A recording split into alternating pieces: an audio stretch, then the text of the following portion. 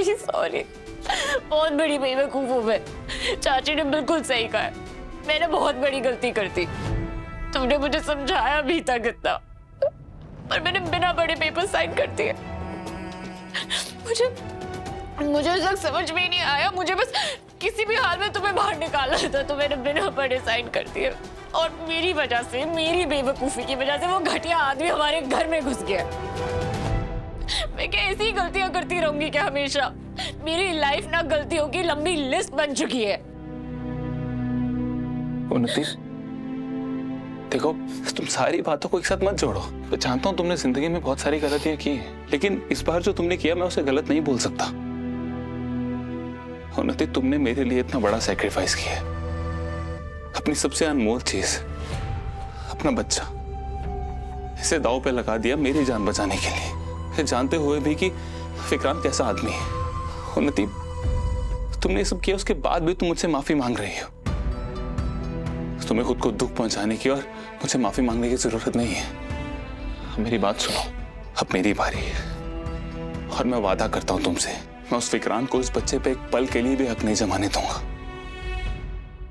मैं अपना बच्चा छीन के लाऊंगा उससे। उन्नति, इस बच्चे पे सिर्फ हम दोनों का हक है, उस विक्रांत का नहीं। इसलिए मैं वादा करता हूं और इस बार मैं वादा निभा के दिखाऊंगा।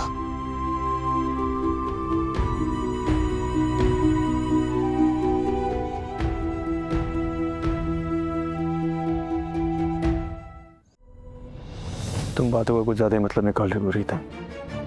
ठीक है राघव, आप अपने और रियांश के रिश्ते को कोई नाम मत दीजिए, लेकिन मैं जानती हूँ मेरा उससे क्या रिश्ता है, और मेरी आत्मा इस बात की गवाही दे रही है कि वो मेरा खून है, मेरा अंश है और मेरा ही बेटा है। मैं बस इतना जानता हूँ रीत, रियांश के माँ बाप जिंदा हैं, वही इस घर में उसे लेकर आए थे ना, और तुमने खुद कहा था बिंदिया को और रियांश को इस घर में रहने के लिए तुमने ही जगह दी थी ना रीत, और तुम उसी माँ के बेटे को अपना बेटा बोलने लगी हो।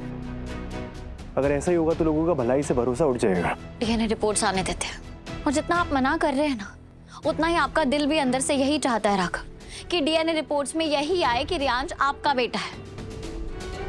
फर्क सिर्फ इतना है कि मैंने अपने दिल की बात मान ली है और आप अपने दिल पे समझदारी का पर्दा डाल रहे हैं।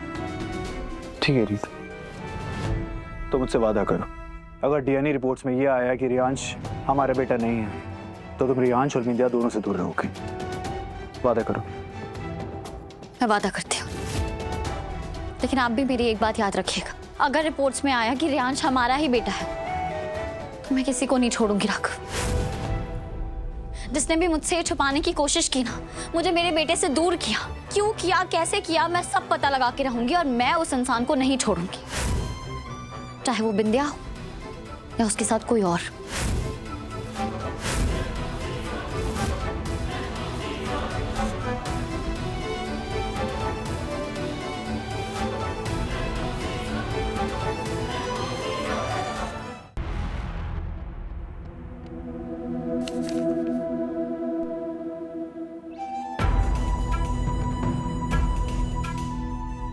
कहीं सही तो नहीं है, कहीं रियांश हमारा।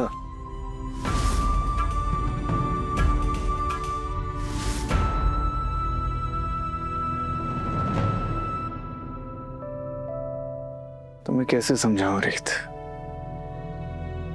जितनी बेचैन तुम हो उतना बेचैन मैं भी हूँ। मैं भी चाहता हूँ तुम्हारी सूनी गोद भर जाए, तुम्हारा मन शांत हो जाए। मैं भी चाहता हूँ मैं अपने बच्चे को अपने हाथों अपनी गोद में उठाऊं। रीत, मैं नहीं चाहता तुम किसी झूठी उम्मीद के सहारे जियो। मैं नहीं चाहता तुम्हारी उम्मीद दोबारा टूटे। एक बार तुम्हें टूटते हुए देख चुका हूं रीत, दोबारा नहीं। लेकिन आज तक तुमने बेवजह की जिद नहीं की है रीत। जब जब तुम्हारे दिल ने किसी तरफ इशारा किया तुम गलत साबित नहीं हुई हो।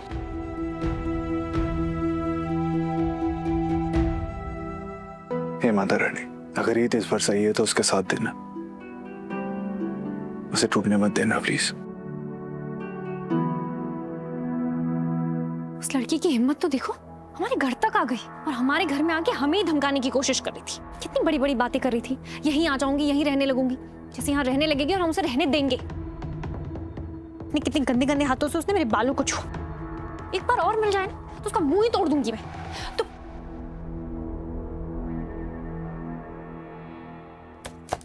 तुम सुन भी रहे हो मैं क्या कह रही हूँ? क्यों सुनो, क्यों बोलूं? क्योंकि मुझे जो कहना है वो तुम्हें सुनना नहीं, और तुमने जो मन बना लिया है तुम वही करती हो। ऐसा नहीं है प्रतीक, मैं सुनने के लिए तैयार हूँ। तुम मुझे साइलेंट ट्रीटमेंट मत दो। तुम्हें जो भी अपनी भड़ास निकालनी है ना मुझ पर निकाल लो। मैं सच में तुमसे बहुत ज्यादा अपसेट हूं। मुझे बहुत गुस्सा आ रहा है तुम पे, तुम्हारे दिमाग पे, तुम्हारे माइंडसेट पे। मैंने कितनी बार तुम्हें समझाया है कि स्मिता वाले चैप्टर से आगे बढ़ो, मूव ऑन करो, पर नहीं, तुम्हें बात नहीं माननी। तुम एंडी के घर चले गई, उसकी दादी को जाके सब कुछ बोल दिया। तुमने एक बार भी सोचा कि स्मिता के साथ सिर्फ तुम्हारा रिश्ता नहीं है, उसकी बहन हमारे घर की बहू है और हमारी बहन उस घर की बहू है। तुमने एक बार भी सोचा कि तुम्हारी जिद की कीमत कितने लोगों को चुकानी पड़ेगी? हाँ, ये ख्याल नहीं आया तुम्हें? क्या जरूरत थी वहां पे जाने की? वाह जी वाह, वेरी गुड। अब तुम मुझे सारे रिश्ते नाते याद दिला रहे हो। ये रिश्ते नाते तुम्हें तब याद नहीं आए जब तुमने स्मिता से शादी कर ली थी, उसे हमारे घर की बहू बना के यहाँ ले आए थे। तब भी रीत इस घर की बहू थी और हमारे घर की बेटी उसके भाई की वाइफ थी। तब तुम्हें सब याद नहीं आया। तो मुझे ना अब ये दोगली बातें करना बंद कर दो। मैंने अच्छा बन के मूव ऑन करने की बहुत कोशिश कर ली, पर मुझे समझ में आ गया प्रतीक कि मैं गलत और बेकार ही ठीक हूँ। कम से कम मेरी जिंदगी पे मेरा कंट्रोल तो रहता है। मैं चीजें अपने हिसाब से तो कर सकती हूँ, वरना ऐसा लगता है जिंदगी मेरी है ही नहीं। मैं बस हाथ पे हाथ धरे बैठी हूँ और जिसका जो मन कर रहा है उस हिसाब से मेरी जिंदगी चला रहा है। स्मिता ने मेरे साथ जो कुछ भी किया है वो मैं कभी नहीं भूल पाऊंगी। और एक और बात, सबसे बड़ी बात यह है कि मैं पूनम भाभी नहीं हूं, मैं हूं। तुमने मुझसे प्यार किया था, मुझसे शादी की थी, जीने मरने की कसमें भी तुमने मेरे साथ खाई थी। तो मुझसे बदलने की उम्मीद मत रखो। स्मिता के टाइम मैंने क्या कुछ सहा है, क्या कुछ देखा है, वो मैं इतनी आसानी से नहीं भूल सकती। जब मैं अपने मायके में थी ना, तब मैंने किस किस तरह की बातें सुनी है, कैसे ताने सुने हैं, वो तो तुम्हें पता भी नहीं है।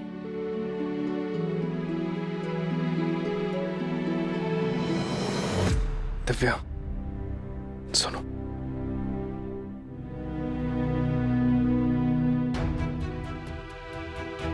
दिव्या, मैं ये सब स्मिता की भलाई के लिए नहीं कह रहा, मैं ये सब तुम्हारी भलाई के लिए समझा रहा हूं। जरा सोचो, अगर स्मिता की शादी हो जाती तो सबसे ज्यादा चैन तुम्हें मिलेगा। अगर उसका घर बस जाता तो वो कभी भी तुम्हारे घर की तरफ आंख उठा के नहीं देखेगी और तुम अच्छे से मूव ऑन कर पाओगी, है ना? मैंने तुमसे शादी की है, तुम्हें अपना दिल दिया है, और मैं ये सब कुछ तुम्हारे दिल और दिमाग के चैन के लिए कह रहा हूं।